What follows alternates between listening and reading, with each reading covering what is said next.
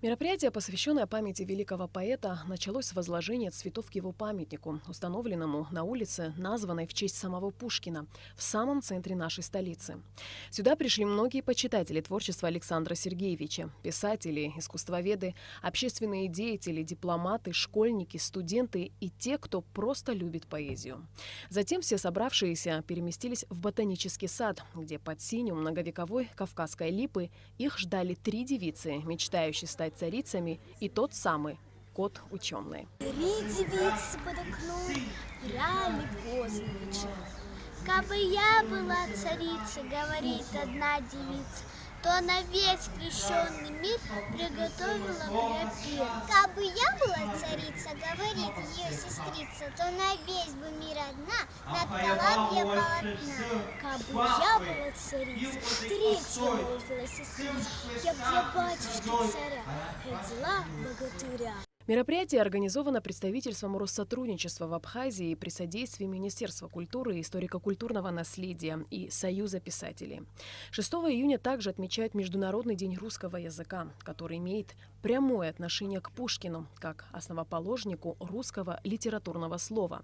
И как отмечали участники чтений, Пушкин своим творчеством оказал большое влияние и на абхазскую поэзию. Праздника, приуроченного 220-летию со дня рождения великого русского, российского поэта Александра Сергеевича Пушкина, который проводится здесь, в месте, которое можно назвать абхазским лукоморьем в широком смысле этого слова, поскольку мотивы Пушкина, они перекликаются и с природой Абхазии, и с жителями Абхазии. И мы, как представительство Россотрудничества, которое участвует в организации данного мероприятия, отмечаем, констатируем постоянно возрастающий интерес среди жителей Республики Абхазия, среди педагогических работников, обучающихся к творчеству Пушкина. В Абхазии живет очень талантливый творческий народ, и Пушкин с его мотивами перекликается с абхазским творческим контентом. Мы уже 8-й год собираемся в ботаническом саду под Липой. 8 лет – это немалый срок для тех, кто любит поэзию Пушкина.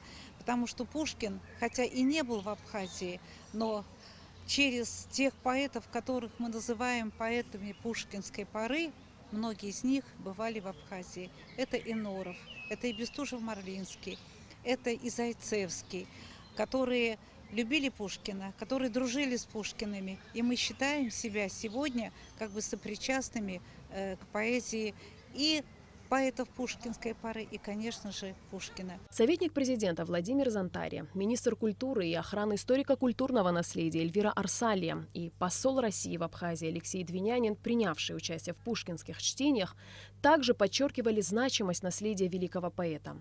Ставшие традиционными пушкинские дни стали частью национальной культурной летописи нашей страны. Пушкин не просто любил жизнь во всех ее проявлениях. Жизнь была для него величайшим таинством, и именно поэтому он был велик во всем, отмечали они. Мы живем в эпоху, когда девальвация духовных и нравственных ценностей может нанести огромный ущерб человеческой культуре, составляющей основу современной цивилизации. На фоне подобных разрушительных процессов углубляющийся интерес и внимание к великому классическому наследию может стать своеобразным катализатором возрождения традиций, взаимовлияния и взаимопроникновения национальных культур. Я хочу выразить, с вашего позволения, во-первых, признательность уважаемому Мушни, поскольку вот я только приехал в прошлом году, и мне ваш, так сказать, известный поэт презентовал свой перевод Евгения Онегина на абхазский язык. Конечно, это заслуживает всемирного уважения, поэтому и табу. Идея проведения пушкинских чтений в ботаническом саду принадлежит народному поэту Абхазии Мушни Ласурия. И это не случайно. Основатель ботанического сада в Абхазии, генерал Николай Раевский, был другом Пушкина. И липа, под которой проводятся чтения, уже давно стала местом, где звучит абхазская и русская поэзия. У самого Мушни Таевича особое отношение с Пушкиным. Он перевел на абхазский язык роман Евгений Онегин. И вот уже 8 лет, как Мушни Ласурия читает здесь собственные переводы произведений Пушкина. я хажу в Севилье, отплачь. Пожалуй, нет ни одного классика мировой поэзии, который оказал такое благотворное влияние на абхазскую поэзию, как Пушкин. И символично, что его день рождения мы отмечаем именно здесь, в Абхазии, в Сухумском ботаническом саду.